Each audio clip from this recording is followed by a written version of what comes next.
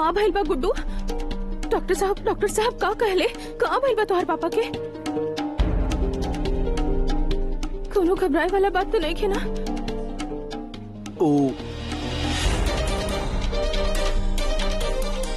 Doctor बोलने बड़े के देवर जी के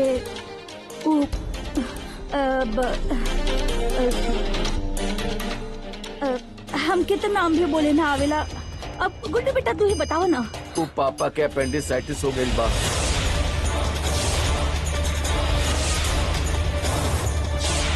और उहे बढ़ गई बा पेट में।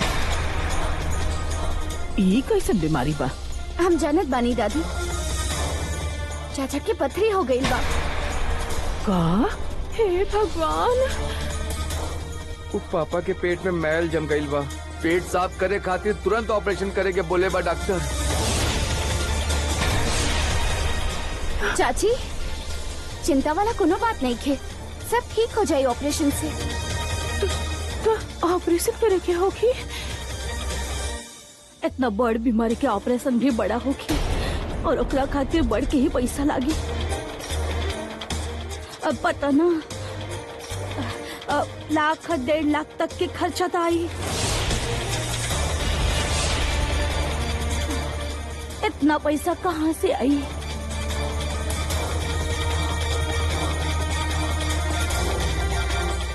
अरे रउआ लोग अभी यहीं खड़ा बानी, जाई पैसा के इंतजाम करी वरना ऑपरेशन ना हो पाई।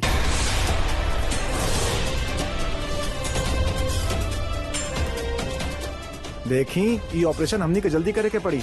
अगर केस बिगड़ गए तो हमनी कुछ ना कर पाई। उनकर जान खतरा में बा। तो ऑपरेशन करी ना डॉक्टर साहब। लेकिन पहले पैसा जमा करे के होखी, ओकरा बिना हम कुछ ना कर पाई। I am sorry.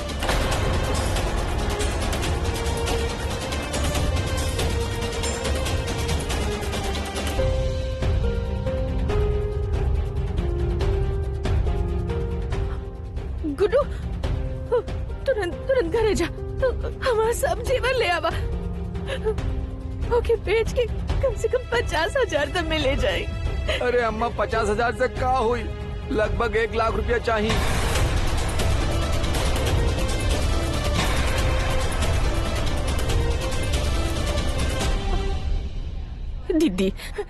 दीदी हमार मदद करी दीदी। तोहार भी तो कुछ लागे लेना दीदी। छोटी हमरा लगे इतना पैसा नहीं खे।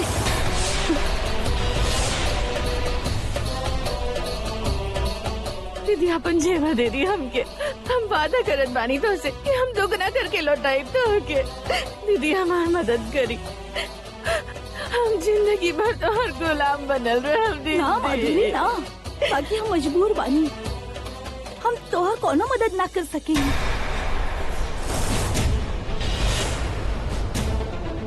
तू इतना पत्थर दिल कैसे हो सकेलू? दीदी इनके बचाला दीदी। दीदी हमार मदद करा दीदी, ना तो हम तबाह हो जाए। ना छोटी, हम मजबूर बानी। हम जेबर ना दे सकेनी काहे कि वो तो पहले से बुआ ले जा चुकल बाड़ी।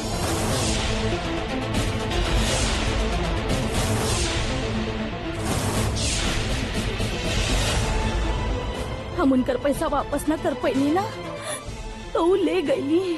तोरा लगे जन गहना बाना वो हमरा लगे हमरा नामे गिरवी रख दो। जब पैसा के बंदोबस्त हो जाए ना तो ले जाइए। इतना बड़ा बात तो हमके बता लो तक ना। हम का बतेती छोटी, कोशिश तो करत रहनी। बाकी उनका तनख्वाह में से कुछ भी बचल होकर तो हम सब तो के दे देती छोटी। छोटी चाची हम कोनो रास्ता भी नहीं के देखा। रास्ता मिली ना, जरूर मिली। संतोषी माँ दिखाई है रास्ता। कहाँ रास्ता देखी? संतोषिया कहाँ से लाई वो इतना सारा पैसा? बतावा।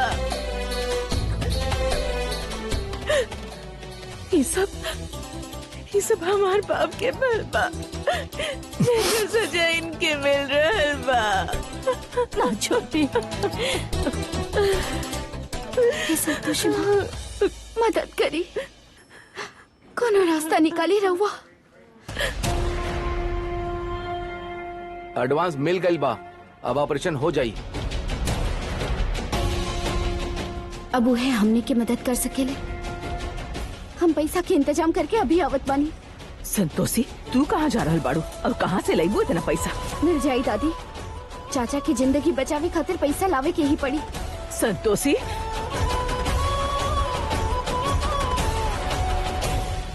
इस संतोषिया इतना सारा पैसा लाई कहाँ से? कहीं भीख भीख तो ना मांगी ना? ये तीन देवी तो देवी संतोषी के ही पक्ष लेत रहेली, उनके रोके ले ही ना कबो। इतना अन्याय बा, घोर अन्याय। नारायण नारायण, प्रणाम देवी पौलमी। रउआ यहाँ काहे आयल बानी देवर्षि? नारायण नारायण, अब कैसे कहीं देवी पौलमी, रउआ यह चाहत रहनी ना कि बालिका संतोषी के व्रत अपूर्ण रह जाए। नारायण नारायण। यदि रउआ हमकी सहानुभूति देबे आयल बानी तो ना चाहिए, और वैसे भी हमार पराजय देख के तो रउआ प्रसन्न ही हो खब, काहे कि राउर बालिका संतोषी के व्रत जोन बच गई। नारायण नारायण, ना देवी पौलमी, ऐसा कोनो बात नहीं है, परंतु हाँ एक बात से हम अवश्य प्रसन्न बानी कि संतोषी के कोनो बुराई छू भी ना सकेला। जे भी ओकरा साथे दुर्व्यवहार कैलस, ओकरा साथे भी भला व्यवहार करे के सुंदर उदाहरण प्रस्तुत कर रहल बिया ई संतोषी। जहाँ यह समय पूरा घर वो स्त्री के सहायता नहीं कर पा रहल, वहाँ संतोषी होकर पति के रक्षा के प्रण ले बिया। नारायण नारायण। संतोषी के भलाई से रोके के राउर सब प्रयास व्यर्थ बा। ईर्ष्या के देवी पौलमी, नारायण नारायण। ईर्ष्या जितना पराजित हो खेले, उतना ही बलशाली होकर जाले देवर्षि। नारायण नारायण, जैसन राउर इच्छा देवी पौलमी। हम तो रउआ के राउर हित खातिर समझावे आयल रहनी, आगे राउर निर्णय, राउर माया। नारायण नारायण। बस एगो अवसर, तब तो देखी हाँ संतोषी, हम तो हर का हल करत बानी।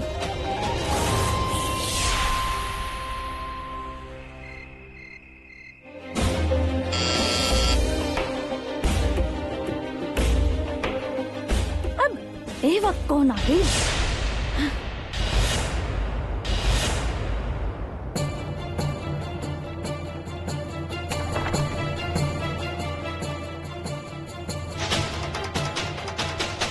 तू यहाँ ए समय? हमार तनी मधु मैडम जी से बात करा दी।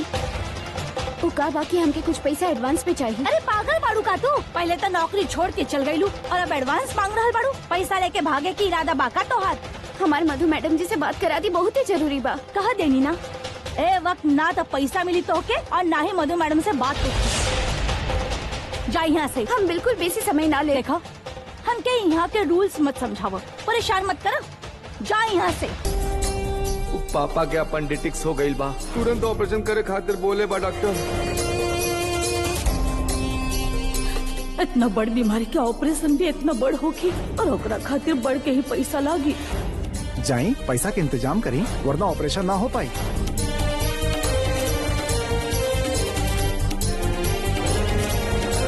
मालकिन, मधु मैडम, तो मधु मैडम, अरे तोहर घर नहीं है, ड्रामा मत करो। साहू, शाम, रोक के, रोक तुम कहाँ जा रहे हो?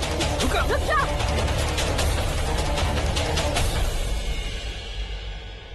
ई का शोर मचाहल बा? What's happening here? संतोषी, हमके रउआ से बहुत ही जरूरी बात करे के बा। मैम एकर कोनो बात मत सुनी, ये पागल हो गई बिया। एडवांस मांगत रहा, हम मना करी तो वो चिल्लाती यहाँ आ गई।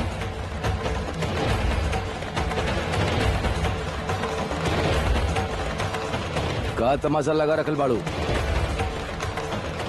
ये कोनो तरीका बा इतने रात के चिल्ला चिल्ला के पैसा मांगे के? ले जा करा के यहाँ से, ले जा। साहब, प्रताप एकर बात तो सुना। बड़ी परेशान लागत भी आई। परेशान नहीं थे, ओके? ये लोग के तो शक्ल ही ऐसा होखेला। फालतू के ड्रामा कर रहल बिया।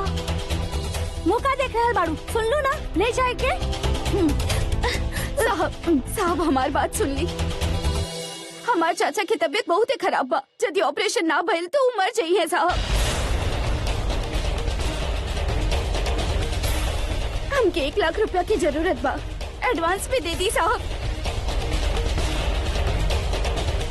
हमरा तनख्वाह से काट ले साहब। हमार चाचा के जान चल जाई साहब। साहब बचा ली साहब। मधु मैडम। ओह गॉड, एक कुक ने के सर दर्द दिया। I swear. अब ऐसे पहले एक पैसा चाहिए। ले जा मधु कर मैडम। यहाँ से। मधु मैडम, हमारे चाचा की जान चल जाए साहब। मधु मैडम। रुक जा।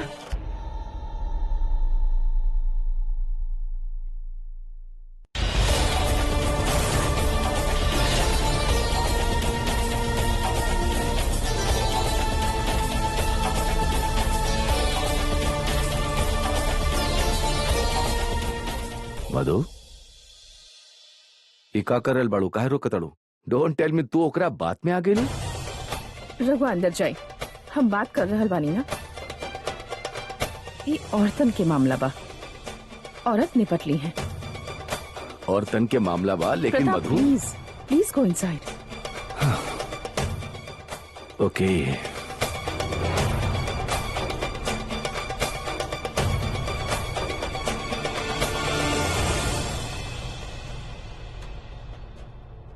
अब रघुआ लोग भी अंदर जाएं। हमके संतोषी से अकेले में कुछ बात करे के बाद।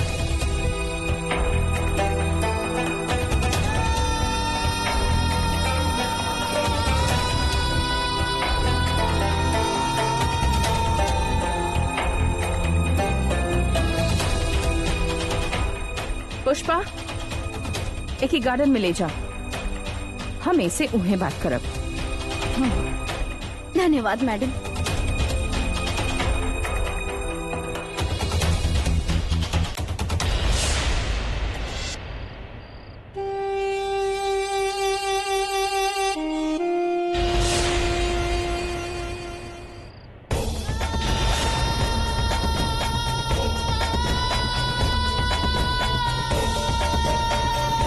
राहुल बहुत बहुत धन्यवाद। रउआ जो हमारी मदद कर रहे बानी, हम एकर एहसान जिंदगी भर ना चुका सकेनी। गलत कहे ले लोग कि बड़ा कोठी वालन के दिल छोटा हो खेला। राहुल दिल बहुत बड़ा बाजी। रउआ हमके इतना सारा पैसा। अभी ये पैसा हम तो के देले नहीं खी।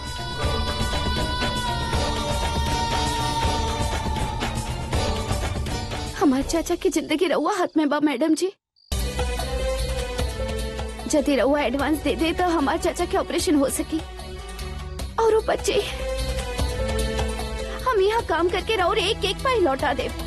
रउआ कहब तो हम यहाँ 24 घंटा काम करब। रउआ ही पैसा हमके दे दी। पिछला आधा घंटे से हम यही सुन रहल बानी। And let me tell you one thing, ये पैसा हम तो के जरूर दे और वापस भी ना ले। 1 लाख, 1 लाख से तो तनी बेसी होगी।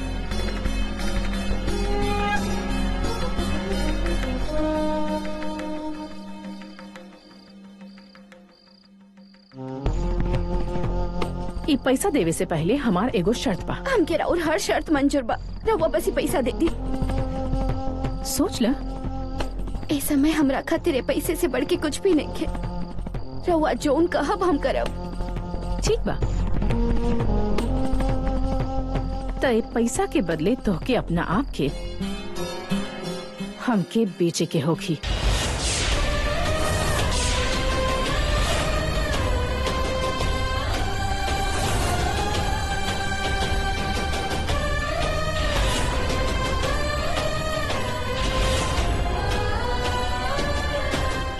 का कर रहल बानी? 1 लाख। तोहार मुंह मांगा कीमत देके खरीद रहल बानी हम तुझसे। आज से ही पैसा तोहार, बाकी आज के बाद तोहार जिंदगी हमार।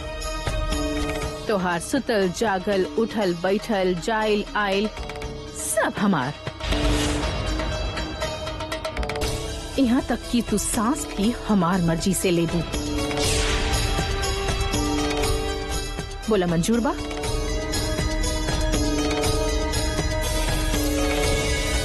संतोषी माँ के बहुत बड़ा भक्त बारू ना तू, तो खा उनकर कसम और बोला ई पैसा लेवे के बाद पीछे ना हटबू। बचा ला हमरा के अम्मा, अम्मा बचा अम्मा। पैसा के इंतजाम करी, वरना ऑपरेशन ना हो पाई।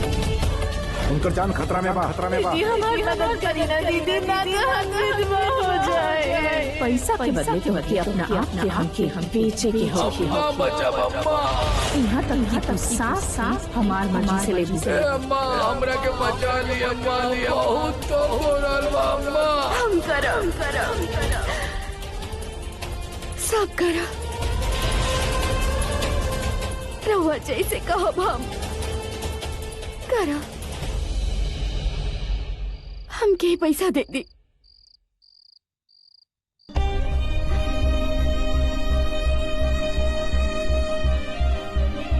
हम संतोषी माँ की कसम खा के कहत बानी कि हम पीछे ना हटब। हम अपना चाचा के इलाज खातिर अपना आप के रवा लगे बेचत बानी। हम हाथ छोड़त बानी, हमके ही पैसा दे दी। पैसा दे दी, हमके पैसा दे दी, पैसा दे दी।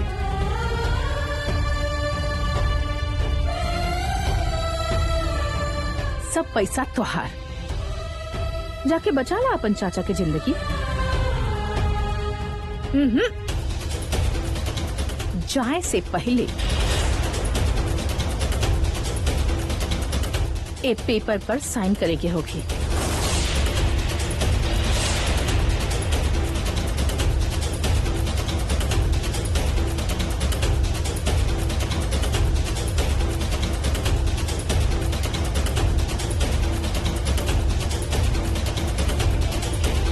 ए पर का लिखे के बा वो हम बाद में सोच लेब। बाकी इतना याद रखिया कि आज के बाद तू हमार गुलाम बाड़ू। गुलाम। मंजूर बा।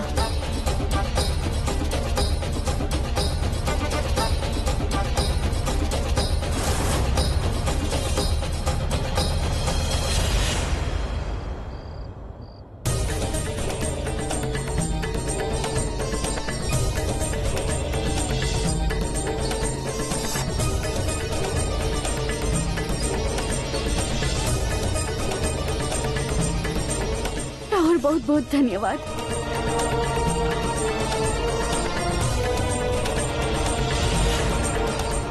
अब तो के मजा चखाई संतोषी।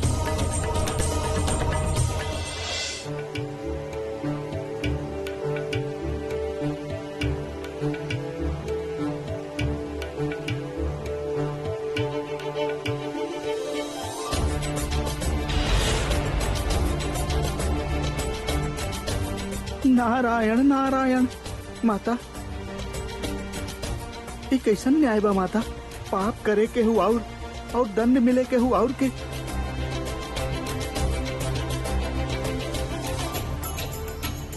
माता अब संतोषी के जीवन में जवन अनर्थ होगी ओकर कल्पना मात्र से भी रोम रोम विचलित हो रहा बा हमार माता। संतोषी के बहुत बड़ दंड मिलल बा माता, और वो भी रउआ के होखते। ऐसे कैसे हो सकेला माता? समय मनुष्य खातिर जो नियत कैले बा उ हो के रहेला देवर्षि। बनल और बिगड़ल तो भाग्य में होखेला। ब्रह्मादेव के लिखल भाग्य के ना हम बदल सकेनी ना रउआ।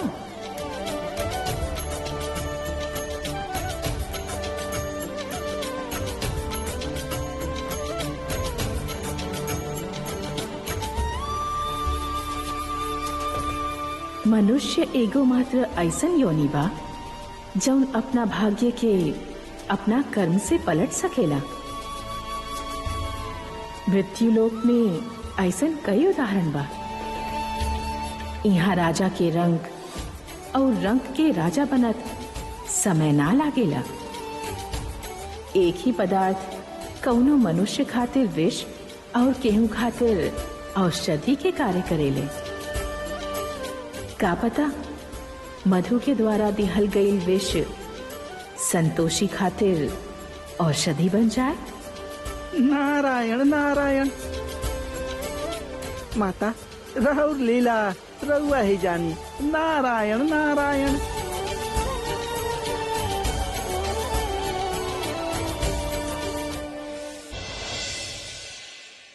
हाय दैया अम्मा जी, हमके नहीं खिलागत के संतोषिया पैसा के जुगाड़ कर पाई। अम्मा जी कहीं और से पैसा के जुगाड़ करी ना, अपना बेटवा के बचा ली। ना बहू ना, ना रोवा मत। हमके संतोषिया पर पूरा भरोसा बा।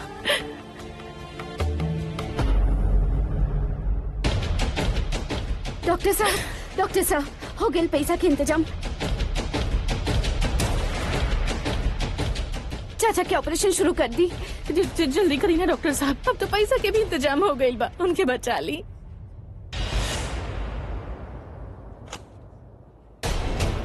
अब का दिक्कत बा डॉक्टर साहब, हमने सारा पैसा लेता ही नहीं। इस संतोषिया के लगे इतना सारा पैसा कहाँ से आए? देखिए रहुआ लोग सब्र करें। सिस्टर फॉर्मेलिटीज पूरा करें। देखिए सिस्टर और हेल्प करी हम रहुआ के पूरा प्रोसीजर समझा दिया। ऑपरेशन से पहले हमने के कुछ टेस्ट करे के पड़ी, ओकरा बाद ऑपरेशन शुरू कर दे। Excuse me. मैम पैसा कहाँ जमा कराई? ये पैसा कैश काउंटर पर जमा करवा दी और ओकरा बाद ही फॉर्म भर दी। लवाई पैसा हमके दे दा, हम जमा कर देत बानी, तू फॉर्म भर दा। ठीक बा? ठीक बा। हाय दैया गुड्डू, हमने पापा के बचा ला बेटा। अरे अम्मा तू काहे परेशान होत बाड़ू भाई, हम बानी ना, हम सब सामान ले। अब चला, हुआ ऑपरेशन थिएटर के बाहर बैठा। चलो। ए संतोषिया, इतना सारा पैसा कहाँ से ले लूं? हाँ के दिलस? सब बतावत बानी। पहले चाचा के ऑपरेशन तो हो जाएगी, फिर सब सवाल के जवाब दे। ना अभी बतावा। ये अस्पताल बा, यहाँ पर नाटक मत करा। ठीक बा, तो तू ही पूछ, इतना सारा पैसा कहाँ से ले लस? कहीं चोरी तो नहीं के कैले? पुलिस आई ना तो हमनी ये फंसब, फिर बैठ के रोई। हा अरे मुँह काहे ना को खोल रहा है? बोले ना कहाँ से ले लू इतना पैसा? तो चुप करा, हटा यहाँ से, हम पूछत बानी। पूछ।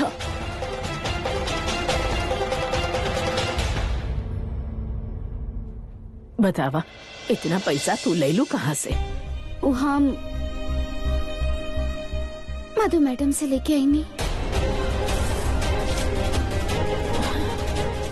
का तनख्वाह में से उठौले बाड़ू का? हम बता देत बानी, तनख्वाह में से एक भी पैसा कटलना तो हमसे बुरा केहू ना होगी। ये पैसा की भरपाई तो कैसे करा हमके मतलब नहीं खे, हमके पूरा के पूरा तनख्वाह चाहिए। पहले चाचा जी के ऑपरेशन होके ठीक तो हो जाएगी, सब बात बाद में हो सकेला ताई जी। अरे बाहर में गए चाचा तो हाय। दक्षा काहे तमाशा कर रहल बाड़ू, घर चल के बात कही जाए। एक एक पैसा के हिसाब लेके रहा हम।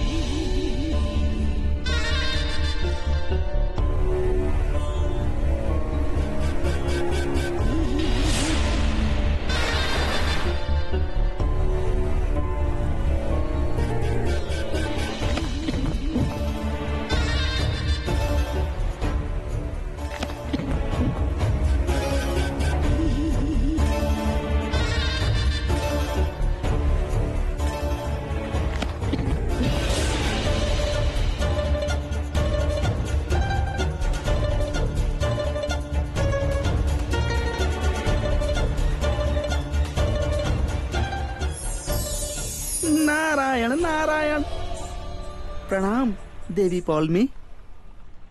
देवर्षि देखी कैसे हमरे सहायता से एगो मछली बाकी सब मछली पर भारी पड़ गए। वैसे मनुष्य के भी कुछ ऐसे नहीं बा।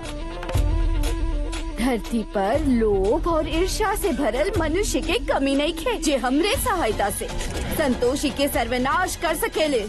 नारायण नारायण।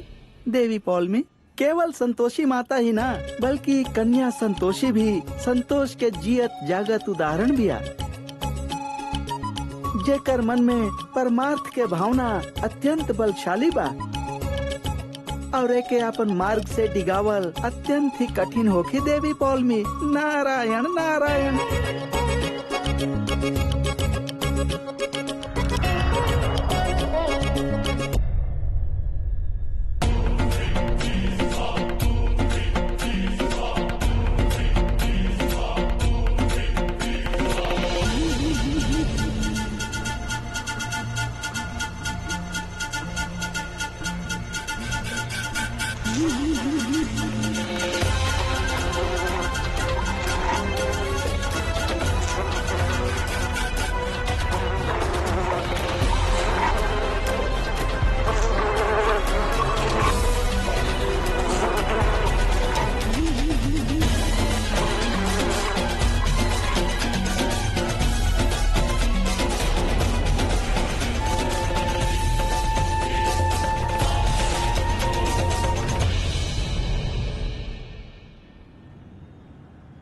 कुछ समझ में आयल देवर्षि?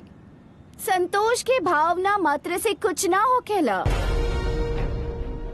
जब तक एक डोर केहू और के हाथ में बा तब तक ही मात्र एगो कठपुतली भी आ जे दूसरा के निर्दोष पर बस नाचत रही। वैसे हम भी तो यह चाहत बानी। अब रहुआ देखी कैसे ही संतोषी यही प्रकार छटपटाई बिया और तब हम भी देखब कि राउर देवी संतोषी अपन प्यारा भक्त के उदासता से कैसे मुक्त करा पावत बाड़ी।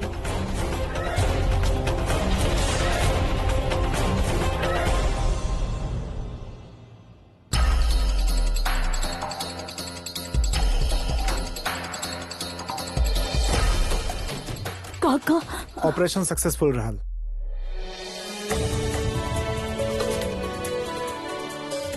अभी हमने के उनके और 2-3 घंटा हॉस्पिटल में रखे के होगी, ओकरा बाद उनके घर ले जा सकेंगे। भगवान के लाख लाख शुक्र बा। डॉक्टर साहब का हम उनसे मिल सके नहीं? जी बस थोड़ा देर में हमने उनके वार्ड में शिफ्ट कर दे, ओकरा बाद रउआ लोग मिल ले। राउर बहुत बहुत धन्यवाद। रवा हमारे चाचा की नया जिंदगी देने। इट्स ओके। देखनी ना अम्मा, संभाल ले लेना सब कुछ। हाँ बेटा, यदि आज तू ना होता ना तो अनर्थ हो जाए। ए छोटी, जे हम समय पर देवर जी के हॉस्पिटल ले जाए के फैसला ना करती ना तो देवर जी तक घर पर ही तोहार मुंह मांगा कीमत दे के हम खरीद रहल बानी तो के। बाकी आज के बाद तोहार जिंदगी हमार। तोहार सुतल जागल उठल बैठल आयल जायल सब हमार। यहाँ तक कि तू सांस भी हमार मर्जी से लेबू। डॉक्टर साहब हम पैसा ले तो आई नहीं, अब काहे देर कर रहल बानी। ये लोग कबो न सुधरी हैं। सब बोझ नहीं कि ऐसे नहीं बढ़े जाए इनके स्वार्थी कहेंगे। यहाँ तो सब ठीक हो गए, बाकी अपना बारे में हम कैसे बताई सबके। हे संतोषी माँ हमके शक्ति दे।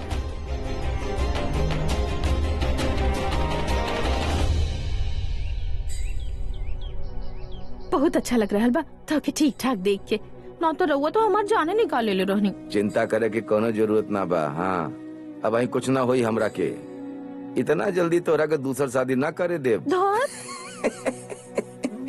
भाई मरे के समय ना आइल बा हमारा। एक कैसन बात बोल रहा बाड़ा बेटा, मरे तो हार दुश्मन। तू केहू और के पाप के सजा भुगत रहल बाड़ा, ना तो के कुछ ना होगा।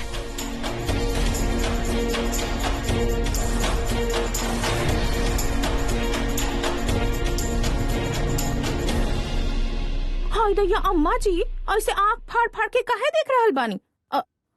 हम का कइले बानी? का कइले बानी बताई? अरे अम्मा, तू संतोषिया के व्रत भंग करे के कोशिश कैलू।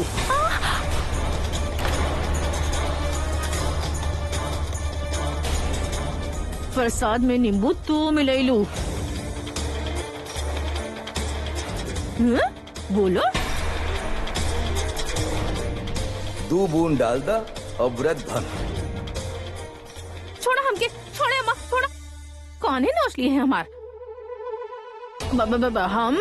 हम कुछ नहीं की कैले। जरूर तो के केहू और भड़कले होखी। हम ऐसन काहे करब?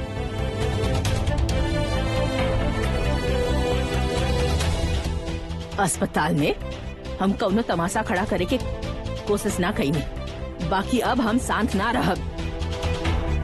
तोहरे पाप के सजा भुगत रहल बा हमार बेटा। माधुरी सुधर जा। यदि आज संतोषिया ना होखत तब पता ना हमार बेटा होखत भी कि ना होखत। अब काहे ना होखते? और संतोषिया का कर देलस? कौन सा ऐसन 3 मार देले संतोषिया? एहसान फरामोश घटिया होगा। दादी का कर रहल बानी? चाचा जी के अभी आराम करे दी, बाद में बात कर लेब ना। अब हमके काम पर जाए के होखी। कल भी ना गइल रहनी, बहुत काम होखी वहाँ पर। हिल अहिंसा के पुजारन बीच में आके सब तमाशा बंद कर दियालस। ना तो जूता खाई बूढ़ी अम्मा से माधुरी। चाचा हम बाद में आके मिलब रउआ से।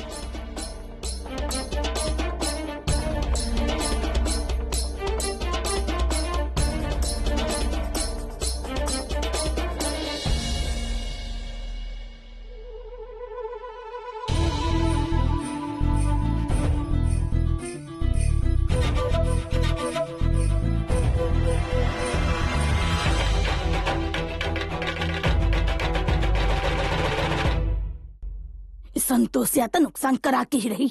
अरे रोज रोज काम पर ऐसे लखनऊ देर से जाई तो नौकरी तक गई न काम से। अरे कहाँ भी अब मर गई का देख काहे नहीं खिरहल।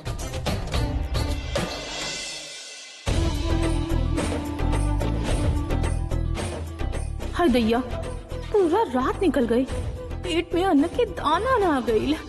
मर जा रहल बानी हम भूख के मारे। अब तो चाऊ मिली ना हम सब चट कर जाए।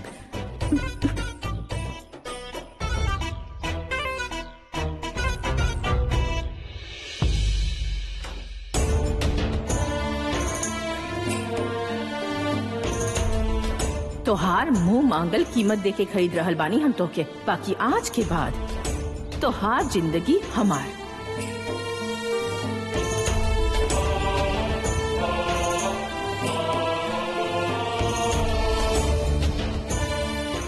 चलत बानी दादी।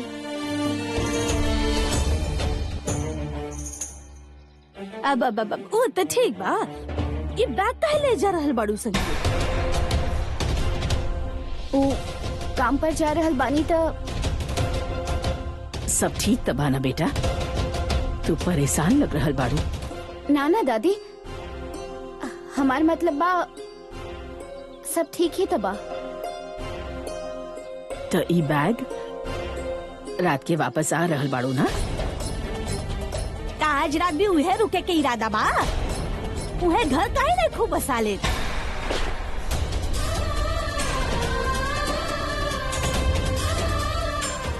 आयब काहे ना, आयब ना। बाकी कबो कबो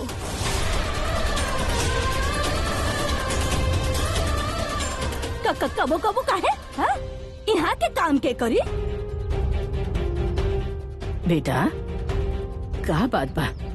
सच सच बतावा। अरे हमार दिल बैठल जा रहल बा। चिंता मत करी दादी, कुछ भी नहीं की भाई। ओ चाचा के इलाज खातिर जोन कर्जा ले रहनी वो भी तो चुकावे के बा।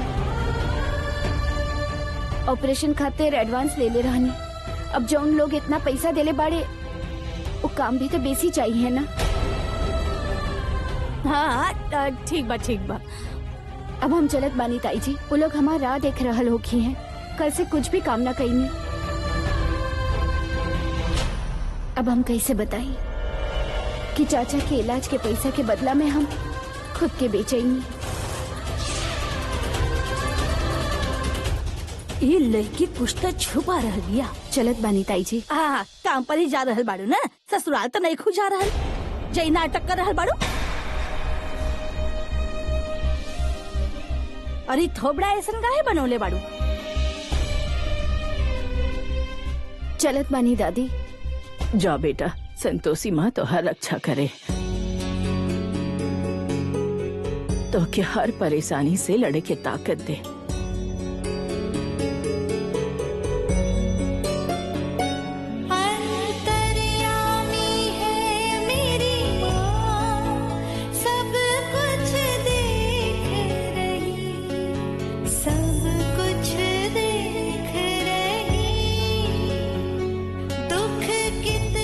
हे माँ, हमरा घर पर सदा अपन दृष्टि बनौले रखी हा।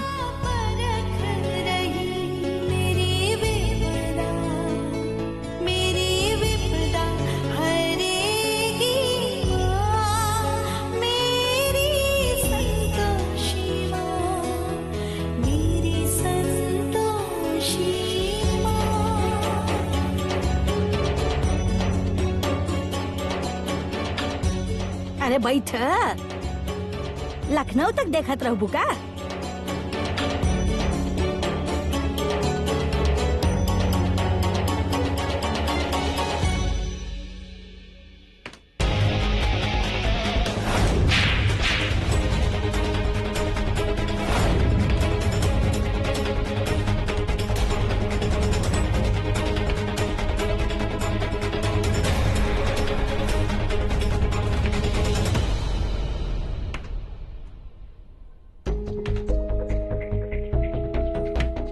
आजकल रोज रोज घर से गायब रहे लागल बड़ा, और घरे आवते रूम के दरवाजा बंद कर लेला। हम पूछ सके नहीं काहे?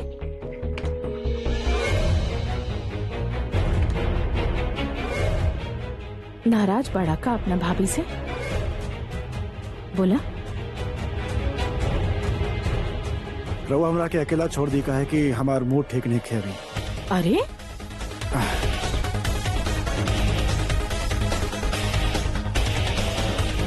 का भइल बा हमार बच्चा के?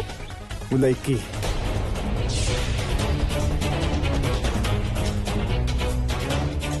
पुष्पा, ओ खीर के कटोरी यहाँ रख दा। अब तू जा सकेलू। जी मैम। आज हम अपना बच्चा खातिर स्पेशल खीर बनौले बानी। मीठा खा के या तो कोनो अच्छा काम शुरू कर ज्यादा या तो फिर कोनो गुड न्यूज दे ज्यादा। रवा दोनों के गुंजाइश खत्म कर देनी, वो संतोषी के घर से निकाल के। यदि हम कहें कि गुड न्यूज बात चला मुंह खोलो। हमार बच्चा। One more. धैर्य, जिद मत करा। आजकल लोई से भी घर से बाहर रहे लागल बड़ा, जानत भी बड़ा हमार दिल पर का बीतेला। ऐसे क्यों परेशान करेला अपना भाभी के? अब भी खीर खाइल ही तुहार सजावा। चला खा, एंड आई प्रॉमिस एक खीर के संगे संगे तो के गुड न्यूज भी बहुत मीठा लागे वाला बा। What's going on? मतलब कौन गुड न्यूज? वेल, हम अपन बच्चा खातिर एगो खिलौना खरीद ले बानी। भाभी रवा का बोला तानी? हमको ना बच्चा बनी जॉन खिलौना के साथ खेलब। धैर्य, हले ही तू हमार देवर बाड़ा, बाकी हम तो के अपना बच्चा जैसन पल्ले बानी। तब भैला ना तू हमार बच्चा, और बच्चा के तक खिलौना ही दिहल जाला। भाभी हम जानता नहीं कि रवा हमरे से कितना प्यार करेनी। रवा जितना हमरा से प्यार करेनी उतने हम लेके से नफरत। संतोषी से।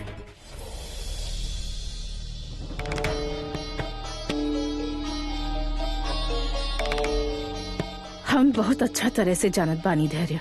अगर रउआ जाने नहीं तो फिर ही का बा? ई खीर, ई खिलौना, ई गुड न्यूज, रउआ का बोलता नहीं हमरा को समझ में नहीं आवा। बस हमके तनी सा समय दा, फिर खुद ही पता चल जाए कि हम कौन खिलौना के बाप।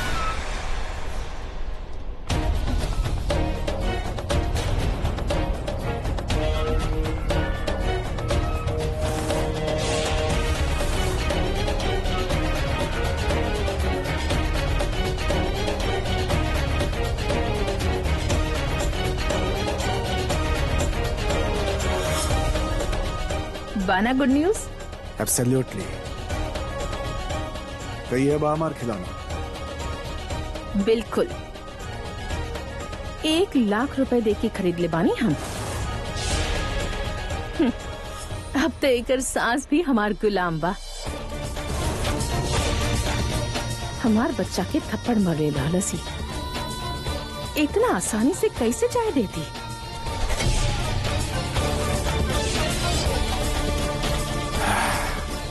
You are great, Bhabhi.